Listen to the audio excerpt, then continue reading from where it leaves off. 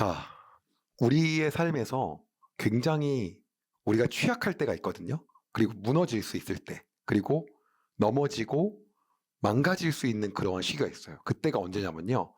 우리가 막 그 어떤 적에게 시달리고 주변 어떤 환경이 굉장히 막 열악하고 궁핍하고 막 재정이 부족하고 이럴 때가 아니에요. 그리고 무언가가 안 되고 막 그럴 때가 아니라 보통 언제냐면 잘 될 때예요.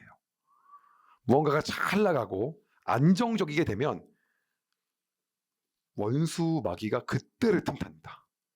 그때를 가장 공격하기 쉬운 그러한 시기라고 생각을 해요. 이 시기를 그래서 우리가 굉장히 잘 극복해야 되고, 오히려 안정적이게 됐을 때 가장 우리는 굉장히 경계해야 돼요. 제가 회사를 운영하다 보면요, 굉장히 놀라운 현상들을 발견하는데요. 어떤 친구가 막 진급을 하고 굉장히 인정받고 잘 된다고 생각하는 그때 수만 번 깔딱 잘못 쉬어갖고 우르르 무너지는 경우들을 굉장히 많이 봤어요. 그런데 다윗이 오늘 그러한 일을 겪게 돼요. 굉장히 안정적이고 진짜로 거의 연전연승에 지질 않잖아요. 하나님이 모든 걸 더하셔갖고 다 이겼지요. 그리고 모든 부분에 있어갖고 이제는 진짜 안정의 안정을 얻게 되었어요. 다윗 왕국보다 거의 주변국 중에 센 나라가 없을 정도가 된 거예요. 그런데 다윗이 평소하고의 다른 모습을 성경에서 보여줍니다. 다윗이 평소하고의 다른 모습이 나와요. 자, 여전히요. 다윗은요, 요압을 보내서요, 암몬 사람과 전쟁하는 중이었어요. 다윗은 왕궁에 있었고, 요압 장군을 보내서 그 군대를 통하여서 암몬 군대하고 여전히 싸우고 있는 중이었거든요. 근데 그때 다윗이 굉장히 이상한 모습이 나타납니다. 평소에 다윗의 그러한 스타일은 어떤 스타일이었냐면 바로 이런 스타일이에요. 제가 여러 개를 갖고 왔는데 사무엘상 17장 20절에 이런 모습이에요. 다음 날 다윗은 아침 일찍 일어나 다른 목동에게 양떼를 맡겼습니다. 다윗은 음식을 가지고 이새가 말한 대로 집을 떠났습니다. 다윗이 진에 도착했을 때 이스라엘 군대는 자기 진을 떠나서 싸움터로 나아가 함성을 지르고 있었습니다. 뭐예요? 이때 이제 그 골리앗을 보면서 막 저게 할래봤자 누구길래 그때거든요. 근데 아침에 일찍 맡기고 갑니다. 두 번째예요. 시편 5편 3절이에요. 여호와여, 아침마다 주께서 내 소리를 들으시니 매일 아침 나의 소원을 주께 아뢰고 주님의 응답을 조용히 기다립니다. 그 다음은요. 나는 주의 힘을 노래할 것입니다. 아침에 내가 주의 사랑을 노래할 것입니다. 주는 나의 성벽이시며 어려울 때에 찾아갈 나의 피난처이십니다. 시편의 다른 부분이에요. 여호와여, 내가 주께 부르짖으며 도움을 청합니다. 아침마다 주께 기도를 드립니다. 이게 다윗이에요. 근데 사무엘하에서는요, 갑자기 이상한 모습이 나타나요. 개역개정으로 읽어드릴 건데, 저녁 때에 다윗이 그의 침상에서 일어나. 저녁 때 일어납니다. 여러분, 주목해야 될 게 있어요. 뭐냐면 돈에서 자유로워졌을 때 이러한 삶을 꿈꿔요. 어떤 꿈인 줄 아세요? 내가 일어나고 싶을 때 일어나는 거. 내가 먹고 싶은 걸 마음껏 먹을 수 있는 거. 내가 입고 싶은 걸 마음껏 입을 수 있는 거. 근데 성경은 그때가 가장 취약할 때라고 얘기해요. 그때가 하나님으로부터 멀어질 수 있는 가장 취약할 때라는 거예요. 그러고 뒤에 이렇게 합니다. 저녁 때 다윗이 그의 침상에서 일어나 왕궁 옥상에서 거닐다가 그곳에서 보니 한 여인이 목욕을 하는데 심히 아름다워 보이는지라. 이 장면이에요. 다윗이 평소하고는 아이의 행동이 달라집니다. 그 여인이 누군지 알아봤는데 그 여인은요, 밧세바라는 사람이었고, 그 밧세바의 남편은 현재 지금 암몬이 이스라엘과 싸우고 있잖아요. 거기 요압이 나가 있고 그 전쟁터에서 암몬과 싸우고 있었던 장수였어요. 성경에서는 히타이트 출신, 다시 말하면 햇사람이라고 이야기하고 있어요. 같은 말이거든요. 근데 문제는 뭐냐면요, 이때 여기서 끝나야 되는데 다윗이 그 여인을 부릅니다. 그리고요, 간음을 하게 돼요. 그 음행을 저지르고요. 문제는 뭐냐면 다윗이 여기서 얼마나 치밀했는지 굉장히 안 좋은 모습을 비춥니다. 밧세바가 월경을 끝냈다고 얘기해요. 그 말은 뭐냐면 임신해서 자유로워진 거죠. 그리고 다윗이 이 일로 안심을 합니다. 근데 문제는 임신을 하게 된 거예요. 그리고 다윗이 이 사실을 알게 돼요. 이때 다윗이 어떻게 됩니까? 평소의 다윗 같으면 하나님께 회개하는 거죠. 이게 평소의 다윗이에요. 그런데 계속 우리가 아는 다윗이 아닙니다. 완전 범죄를 위하여서 우리아를 전쟁통에서 부릅니다. 부르고 나서 우리아에게 뭐라고 하냐면 너 너무 고생했으니까 오늘은 집에 가서 쉬라고 얘기합니다. 즉 이것을 개역개정에서는 내 집으로 내려가서 발을 씻으라 라고 얘기했는데요. 이 말이 아내하고 동침하라는 얘기예요. 그것을 요구합니다. 근데 우리아가 그렇게 하지 않아요. 뭐라고 얘기하냐면요. 집으로 가지 않고 나는 그렇게 전쟁터에서 싸우고 있고 그런데 나 갈 수가 없다라고 하면서 왕궁 문 밖에서 다윗의 신하들과 함께 잡니다. 그리고 다윗은요. 도저히 이것으로 안 될 것 같아서 우리아한테 술을 먹입니다. 잔치를 베풀어서요. 술을 잔뜩 취하게 해요. 그리고 집으로 가라고 했는데 그날도 역시 집으로 가지 않고 궁궐 문 밖에서 신하들과 자요. 더 이상 다윗이 손을 쓸 수 없다고 생각한 거예요. 그래서 편지를 씁니다.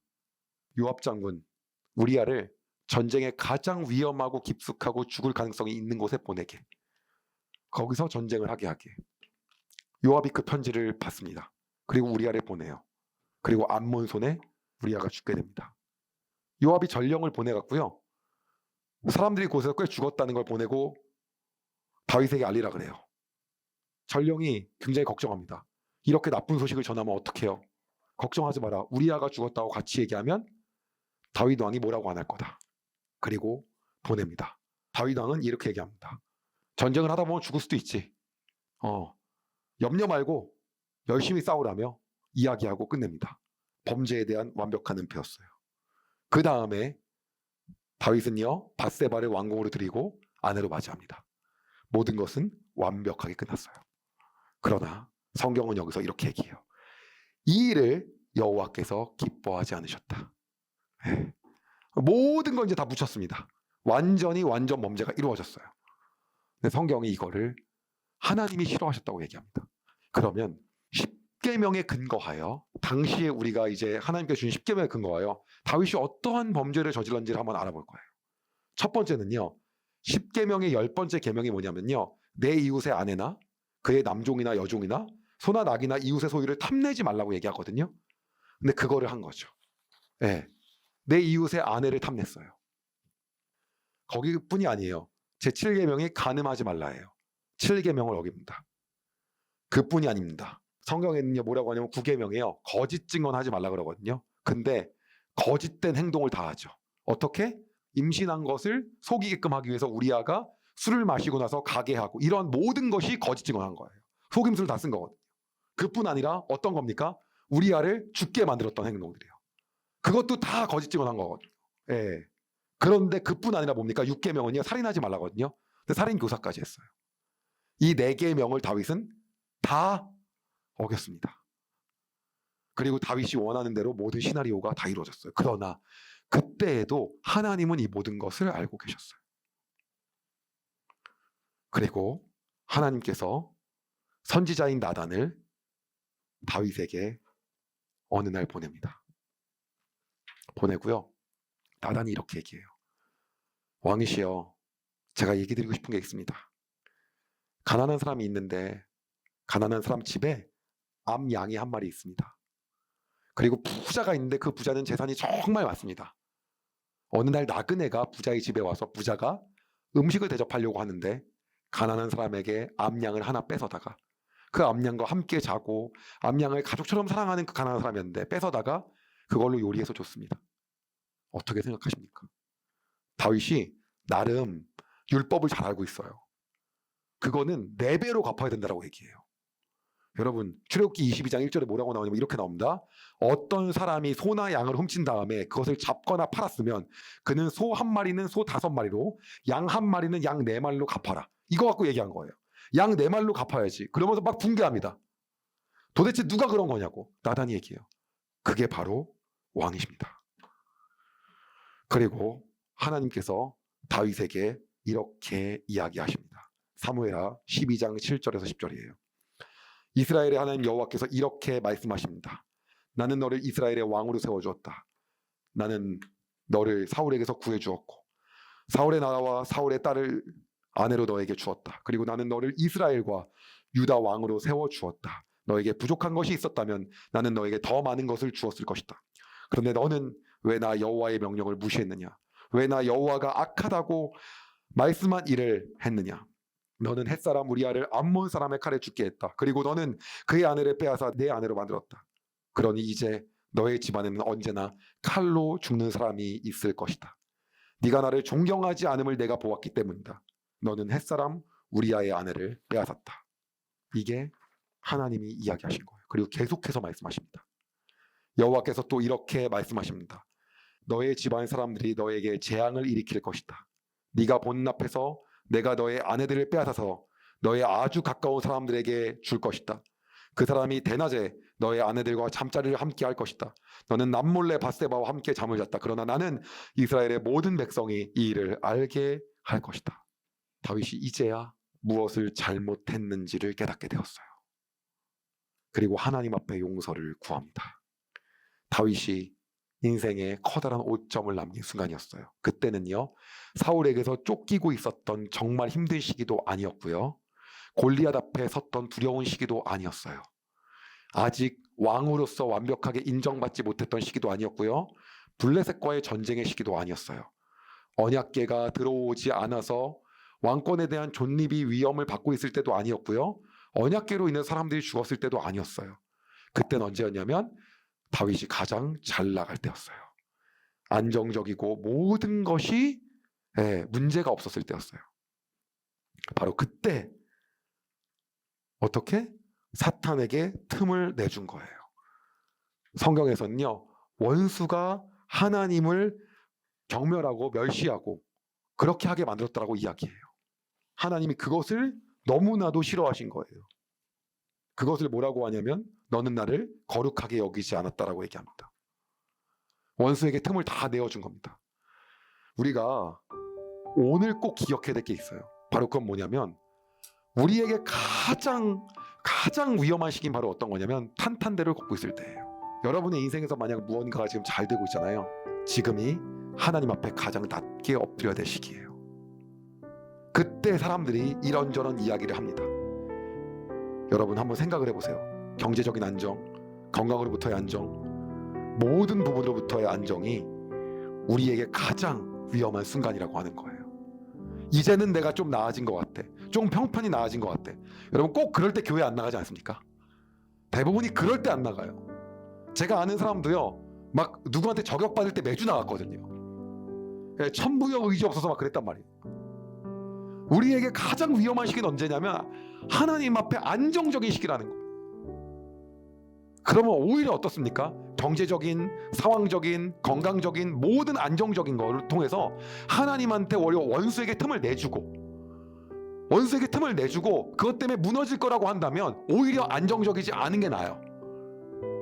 맞습니까? 틈을 내두고 무너질 바엔 안정적이지 않은 것이 오히려 하나님 앞에 안정적인 거예요. 그러니까 뭐라고 합니까?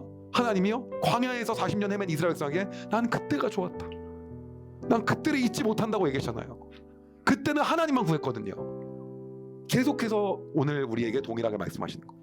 여러분의 삶에 지금이 너무나도 좋은 시기고 여러분 안에 안정기라고 한다면 지금이 우리가 하나님 앞에 엎드려야 될 시기라고 하는 겁니다. 하나님 앞에 무릎 꿇어야 되는 시기라는 거예요. 오늘 다윗을 통해서 이 부분을 하나님 말씀하십니다. 여러분 안정적인 삶을 원하십니까?